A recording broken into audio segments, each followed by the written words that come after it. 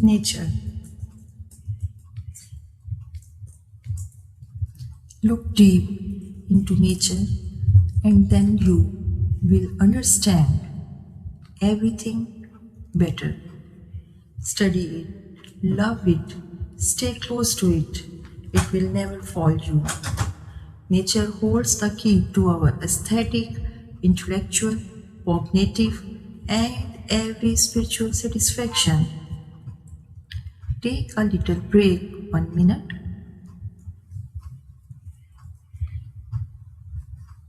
Don't talk, just look and feel beauty of nature. Of all the paths you take in life, make sure few of them are dirt.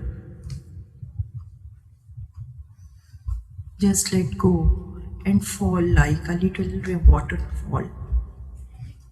Remember that there are always flowers for those who want to see them. We are all children of one garden, great Mother Nature. There is something infinitely healing the repeated refrains of nature.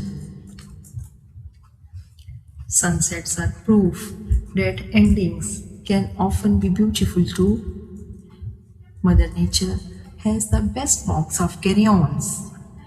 2 minutes of nature sights and sounds to remind you that nature is closer than you think.